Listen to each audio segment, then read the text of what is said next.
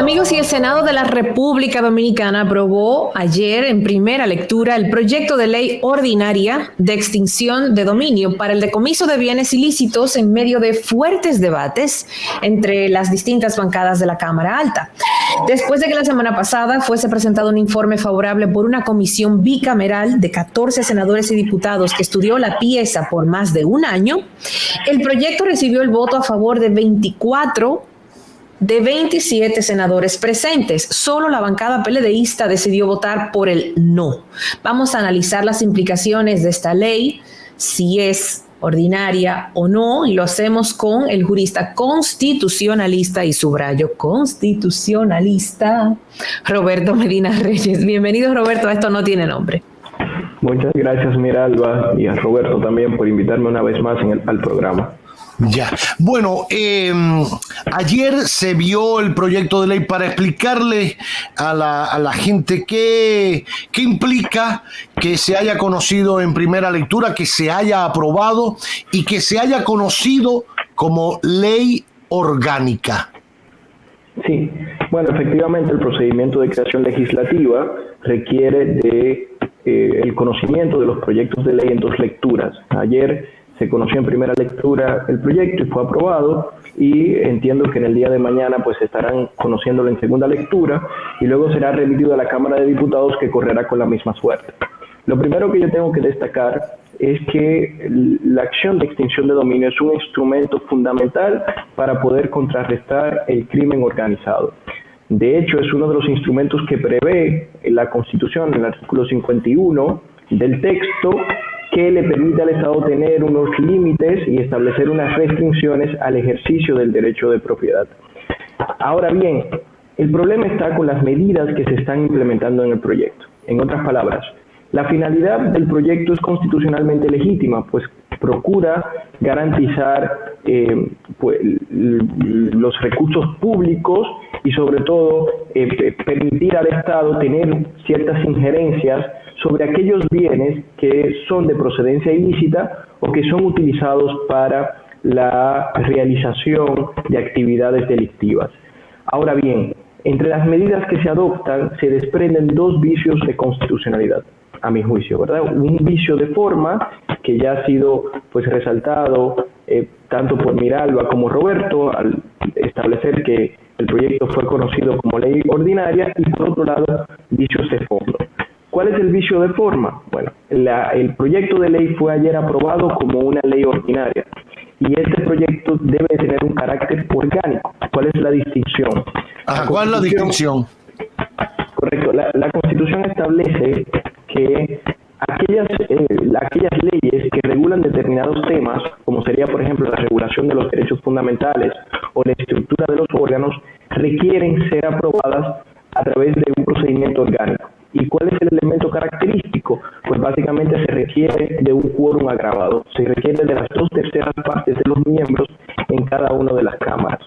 El proyecto de ley de extinción de dominio es una ley orgánica, o debe ser conocido como una ley orgánica, por dos razones fundamentales. Primero, restringe el contenido esencial del derecho de propiedad, es decir, contempla una intervención agravada por parte del Estado al ejercicio y al pleno goce de un derecho fundamental, y por otro lado, además, contempla nuevas funciones de cara al Ministerio Público, que es el órgano que está llamado a iniciar el proceso de instrucción para la activación de la extinción de dominio. Entonces, esos dos elementos generan que el proyecto sea conocido como una ley orgánica de cara a las disposiciones del artículo 112 de la Constitución. Por lo que nos encontramos frente a un primer vicio, que es un vicio de forma, al ser aprobado como ley ordinaria. O sea, para que la gente entienda un poquito más, Roberto, o sea, en el plano de la aprobación ordinaria, que fue lo que ocurrió ayer, se aprueba por simple mayoría, por llamarle de alguna manera. Aquí estamos 4, vamos a votar aquí los cuatro que estamos aquí. No, 3 a favor y 1 en contra. Eso es simple mayoría o mayoría simple.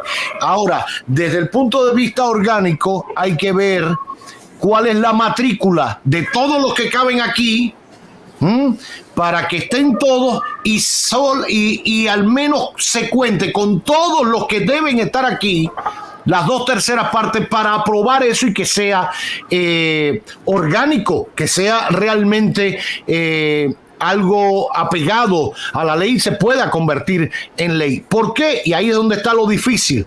No es lo mismo de los que estamos aquí, la mayoría de los 4, a que usted diga, no, tienen que ser las 2/3 partes de la matrícula de el Senado o de la Cámara de Diputados. Entonces usted tiene que bregar para que vayan todos para lograr llegar a esa matrícula calificada o a esa cifra calificada para poder pasar el proyecto. Y eso implica convencer, porque hay gente que se esconde y dice, no voy, y al final, como es visto como ordinario, es los que están ahí, la mayoría simple, no importa. Fíjate, ayer son 32 creo senadores y ayer estaban 27 y creo que lo aprobaron con 24 votos a favor o algo por el estilo. Lo que quiere decir que hubo gente que se ausentó. Eso no pesa en la decisión que al final se tomó de aprobarlo en primera lectura. ¿Va por ahí la historia? Sí, correcto. El quórum que se requiere, por ejemplo, a una ley ordinaria es mayoría simple, como usted bien señala, Roberto, y en el caso de las leyes orgánicas son de las 2/3 partes de los miembros en cada una de las cámaras. Exacto. ¿Y por qué el constituyente contempla ese procedimiento agravado? Porque lo que se trata es de reservar a esas leyes que restringen derechos fundamentales o que tocan la estructura de los órganos que constituyen los elementos fundamentales de la Constitución, reservarla a un diálogo pues más intenso, más estricto, que pueda garantizar legislaciones que no entren en juego con las libertades y los derechos de las personas. Evidentemente, ayer se aprobó con las 2/3 partes de los miembros presentes, de los senadores presentes en el Senado, pero el problema es que ya fue introducido el proyecto como una ley ordinaria. Por lo tanto, aunque se haya votado, aunque haya sido aprobada con las 2/3 partes en el Senado, ya el proyecto va a la Cámara de Diputados como una ley ordinaria. Por lo tanto, en la Cámara de Diputados, que es donde es más complejo obtener esa mayoría cualificada de las 2/3 partes, ya solo se va a requerir de la mayoría simple.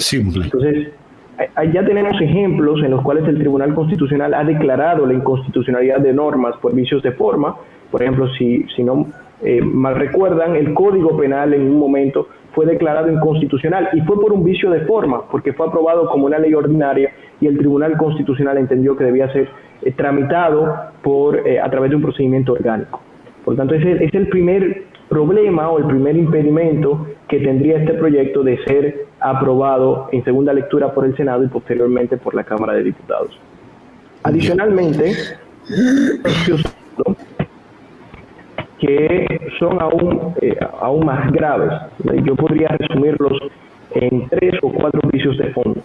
El primero es el tema de la demostración del hecho ilícito. La extinción de dominio se aplica a bienes que hayan sido procedencia, que su procedencia sea ilícita o hayan sido utilizados para la comisión de una situación delictiva. Ahora, Roberto, ¿quién decide que la procedencia es ilícita? Porque ahí es donde está el pollo, el arroz con pollo. Usted lo dice. No, la ley de extinción de dominio se aplica para bienes que tienen un procedimiento ilícito, pero es que la ley se aplica sin tener un juicio, sin tener un procedimiento penal previo.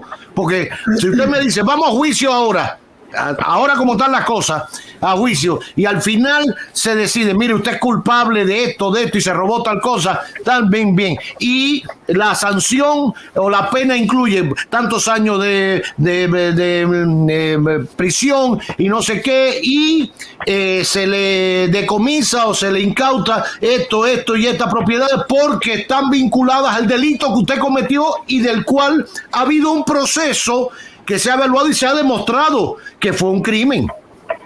Correcto, ese es uno de los principales problemas. Como la extinción de dominio es un procedimiento in rem que se aplica directamente a los bienes, al margen de la actuación que genera la infracción delictiva, entonces tenemos un problema serio. ¿Por qué? Porque la demostración de la procedencia ilícita del bien se puede comprobar al margen del procedimiento principal que se le sigue a la persona para demostrar su culpabilidad. En otras palabras, en la extinción de dominio no requiere de una sentencia con la autoridad de la cosa irrevocablemente juzgada donde se establezca que la persona ha cometido el ilícito, sino que puede hacerse de manera autónoma. Y eso, a mi juicio, genera dos problemas. Primero, viola el principio de presunción de inocencia. Porque si a usted le realizan un procedimiento de extinción de dominio y usted tiene un procedimiento penal abierto para demostrar su culpabilidad, si el procedimiento de extinción de dominio termina de manera desfavorable, pues ya se presume que usted ha cometido el ilícito, lo que prejuzga la presunción de inocencia o afecta la presunción de inocencia en el procedimiento principal. Pero además, esto revierte la carga de la prueba y postula por un principio de culpabilidad. ¿Por qué? Porque en el proyecto de ley, quien debe de demostrar que el bien es de procedencia lícita es el titular del bien. Es decir, que no ocurre lo contrario, donde se presuma la legitimidad de la propiedad del bien, sino es que se presume la ilicitud. Y por lo tanto usted tiene que guardar todos los documentos que demuestren que realmente el bien fue obtenido de manera lícita. Además, usted tiene que demostrar que ha hecho toda la diligencia posible, lo cual es muy ambiguo, porque ¿con qué documentos probatorios podría demostrarse que usted realizó las diligencias debidas para demostrar que cuando usted compró el bien, usted estaba seguro de que tenía procedencia lícita y no fue utilizado o no provino como consecuencia de la comisión de una actuación delictiva? Yo tengo, Roberto, dos curiosidades. Mucho se ha hablado de esta ley y se le da mediáticamente un filo político. Pero esta ley puede ser utilizada, Dios mío, contra una persona que no necesariamente trabaja en la política. Y pongo un caso hipotético. No sé, una persona dice, bueno, esa casa donde vive Roberto no es de la familia de Roberto. Yo necesito que la familia de Roberto demuestre de dónde salió esa casa. O sea, un civil puede interponerle una demanda a otro civil. ¿Se podría? Sí, ese es de hecho el segundo problema o el segundo vicio de constitucionalidad. Desde el poder se le pudiera hacer lo mismo a un civil que no sea político y que tú entiendes que es incómodo para tus fines. Ahí vamos. Uno de los problemas. Es que la ley no para un segmento. Uno de los problemas del proyecto es que en principio la acción de extinción de dominio debería de estar destinada a contrarrestar la corrupción organizada y los delitos económicos, tráfico de sustancias ilícitas, narcotráfico, corrupción administrativa, etcétera. Pero en el proyecto de ley se contemplan un conjunto de ilícitos que van desde incluso, por ejemplo, la violación a la propiedad intelectual, el uso indebido de una marca o la estafa agravada, ¿verdad? Esos son temas que incluso se conocen en los procesos penales como acción privada y estos se incluyen dentro del proyecto como elementos para poder demostrar la ilicitud de un bien. Por lo tanto, una persona que entre en conflicto con otra, como bien tú señalas, Miralba, puede denunciar al Ministerio Público la supuesta ilicitud y tú tendrás que demostrar, rebuscando entre todos tus documentos, que esos bienes son de procedencia lícita.